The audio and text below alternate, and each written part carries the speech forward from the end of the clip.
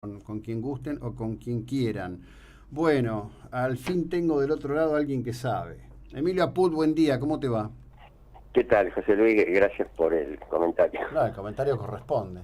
Estaba comentando más temprano una columna de Montamat, con datos que se publica hoy en Clarín y que habla en inicio de lo que fue en su momento el consenso de los exsecretarios de Energía respecto de la situación con la que se iba a encontrar el futuro gobierno, que en definitiva resultó ser el de Mauricio Macri, y los Sí, caminos a atravesar para hacer el ordenamiento tarifario. Ahora, junto con el tema del ordenamiento tarifario, es mío, por fin aparece en debate una cuestión que siempre he considerado importante, y es el tema de la carga de impuestos posterior al precio de la energía, porque cuando uno sí. mira el precio de la energía puro, digamos, antes de impuestos, vos lo medís y en términos internacionales, aún con estos aumentos, sigue teniendo, yo diría, un grado de lógica importante.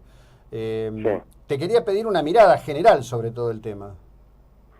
sí, bueno, no leí el artículo de Daniel de Montamat, pero en el documento o el compromiso que asumían todos los candidatos a presidentes en el 2014, incluido el presidente Macri, decía que las tarifas tenían que reflejar los costos económicos, quiere decir que las tarifas tenían que cubrir todo lo que costaba el producto que se vendía, ya sea metro cúbico o kilovatio hora. Por eso extraño un poco la posición de gente de la oposición que lo firmó, ¿no? Y incluso dentro de los socios de Cambiemos, ¿no? Pero me parece que al final todo se fue conduciendo hacia cómo facilitar el pago, no modificar o reducir el pago de las tarifas, que es una cosa que es la última parte de un sacrificio que tiene que hacer la sociedad, sobre todo la del área metropolitana, para recuperar el valor económico de las tarifas, ¿no? Porque queda un solo ajuste más, creo que en octubre, y después ya se recupera ese valor y queda solamente como subsidio la tarifa social, que es bastante generosa, ¿no? De más o menos 13 millones de usuarios que hay de gas en todo el país, hay más de 3 millones que tienen tarifa social, y la tarifa social es que uno paga solamente el servicio de transporte y distribución de gas, no el producto en sí, ¿no? Eso después se va a ir cambiando, porque no tiene mucha razonabilidad, ¿no? Por más que una persona no esté en condiciones de pagar el gas, tampoco se le puede regalar ante cualquier volumen. Entonces, la idea es, por encima de cierto volumen, lo que son 1.000 metros cúbicos anuales, ¿no? Y ya la tarifa social se empieza a pagar en forma proporcional. Pero lo que estabas mencionando de los impuestos es una cosa que yo creo que el Estado se venía haciendo un poco el distraído, lo mismo con los combustibles, ¿no? Sí, sí. Antes, ahora ya se corrigió eso en los combustibles, pero antes era lo que se llamaba ad valorem, es un porcentaje sobre el precio del combustible, entonces aumentaba el combustible y recaudaba más el Estado, siendo que en el caso del combustible la actualización se hacía no por índice de costos o índice de inflacionarios, sino por el valor del barril y por el precio del dólar y por los bios, que no tienen nada que ver. Ahora aparece que en gas y electricidad, ¿no? La gente se empieza a fijar también un poco en eso. Hay casi un 30% de impuestos que con el ajuste, ¿no? También van enganchados. Entonces hay Sí. algunas propuestas que están hablando de que por un año o 2 años, sobre el incremento que hace a la actualización tarifaria, que ese impuesto no se aplique, ¿no? Ujú. Y después sí, engancharlo dentro de 1 o 2 años cuando ya por un proceso de crecimiento o de que haya bajado los índices de inflación, entonces sí se puede retomar el sendero, digamos, de enganche de los impuestos con la tarifa. Pero si no, todo el esfuerzo recae exclusivamente sobre la gente. Que me parece que el esfuerzo hay que hacerlo porque hay que recordar que durante más de 10 años miramos para otro lado y y pagábamos un 10-15% de lo que valía, ¿no? Lo pagábamos el resto, por supuesto, con déficit de servicio y también con inflación, con cepo y con todo eso que ya sabemos. Bueno, ahí justamente yo citaba la columna de Montamat porque tiene 3 o 4 datos que son concretos, los repaso contigo para ampliar esto, ¿no? Entre diciembre de 2001 y diciembre de 2015 el índice general de precios aumentó 1.392%. El peso se devaluó 1.043%, el índice de salarios creció 1.658% y la tarifa R1, consumo de 500 metros cúbicos año de Metrogas, creció solo el 75%. Parece que son 3 datos que dejan de lado cualquier otra discusión, ¿no? En este sentido. Sí, pero bueno, la gente se resiste porque viene dentro de aumentos en otros servicios, en otros productos, y se hace difícil. Por eso me parece bien que se dé la opción de amortiguar el pago de sobre todo las tarifas fuertes que son de los consumos de mayo, junio y julio, agosto, ¿no? En las tarifas o sea, el sexto bimestre de este año y el primero y segundo del 2019, que al bajar mucho el consumo son bajas, y entonces ahí se va a poder pagar, ¿no? O compensar, digamos, lo que no se puede pagar ahora, porque se da la combinación explosiva que es el justo aumento de tarifa, un 30-40% del valor del producto, en el momento en que más consumís en el año. Si vos te fijas en tu tarifa de gas, estás consumiendo, qué sé yo, 7-8 veces lo que consumís en verano. Entonces ese salto, ¿no? Multiplicado por el valor del metro cúbico ya incrementado, puede producir tarifas que sinceramente a lo mejor mucha gente no la puede pagar. Ahora, los que sí la pueden pagar, yo diría, bueno, que la paguen un poco en reconocimiento por habernos beneficiado sin haberlo pedido durante tantos años. Yo cuando llegamos a este punto siempre digo lo mismo, no estoy entre los que no pagan, por el contrario, tengo que pagar por todas y cada una de las cosas que ocurren, y además hay algunos renglones tarifarios, nosotros somos consumidores electrointensivos, donde, bueno, en definitiva no tenés ninguna opción de nada, es decir, acá o pagás la tarifa de energía o en este momento no estamos hablando. Lo que digo es, hay que entender el proceso más allá de cuán incómodo nos resulta en términos personales, y seguramente habrá incomodidades mayores e incomodidades menores, y quizás, no sé, habrá que recalcular el tipo de relación que hacemos con lo que disponemos y lo que podemos pagar, y elegir qué es lo que vamos a pagar de lo que disponemos, ¿no?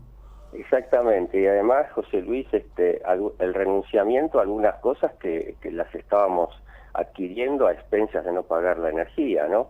Acá la gente prefiere pagar cerrando los ojos los bytes, digamos, de informática, de internet, más que el metro cúbico de gas. Bueno, va a tener que decir, las dos cosas a lo mejor no las puede hacer, y va a tener que cambiarse de plan en su teléfono, en su smartphone, o en la suscripción que tiene al cable, o a las series, o a lo que sea.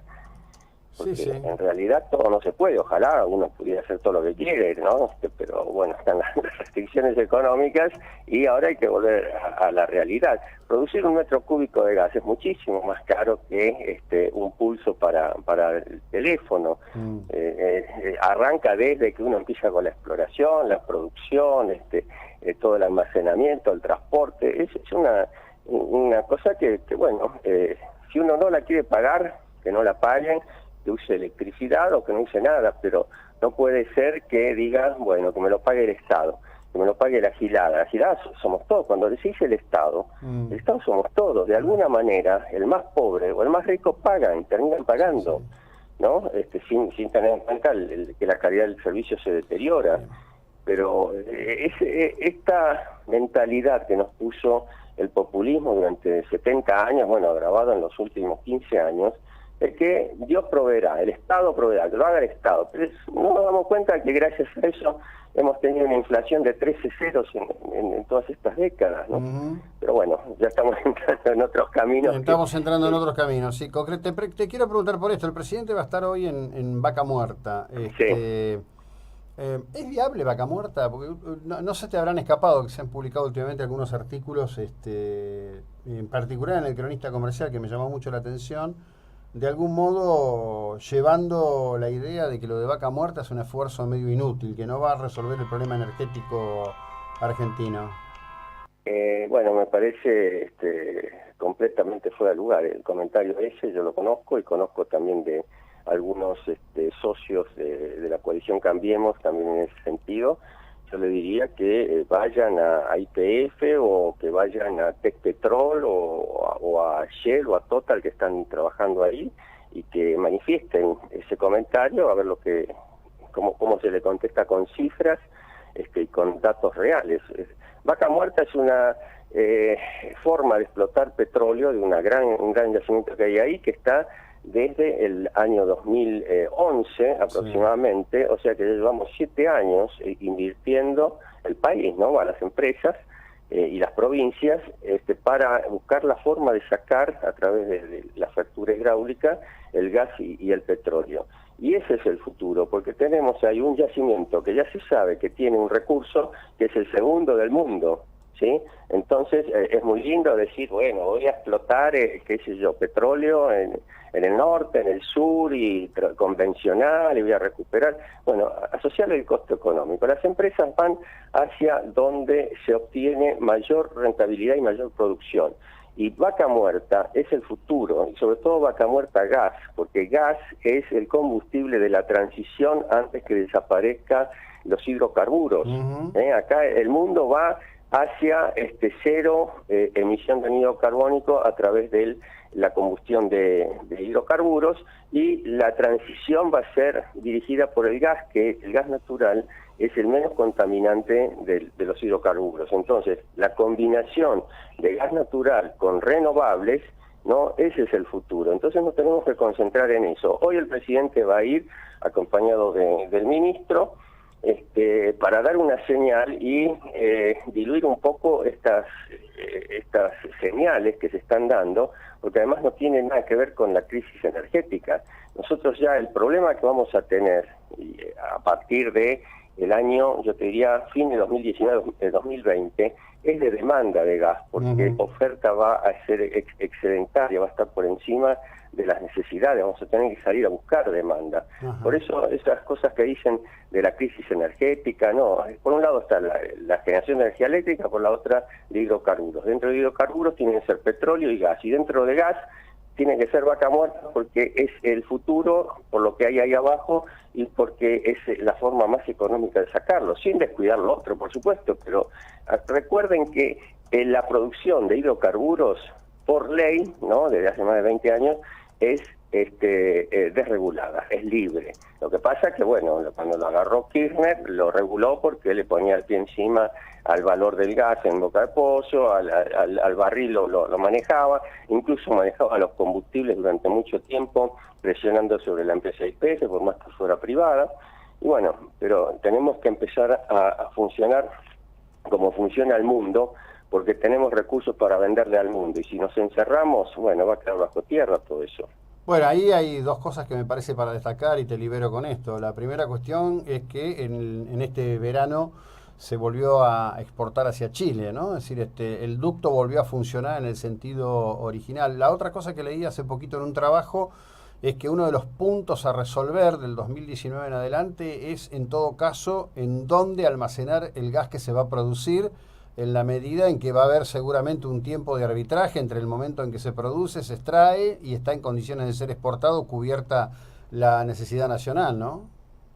Sí, no hay muchas posibilidades de almacenamiento porque se necesitan volúmenes muy grandes. Hay algunas yacimientos que podrían inyectarse el gas ahí y almacenarlo ahí. Pero es puntual. Acá lo que hay que buscar es desarrollar la demanda de nuestros vecinos y después a empezar a exportar por barco, ¿no?, haciéndolo líquido al gas natural, ¿no? Bueno, te agradezco el tiempo y el esclarecimiento. Que tengas una buena jornada, Emilio. Un abrazo a la distancia. Un abrazo, Gracias. José Luis. Chao. Bueno, Emilio Aput, hoy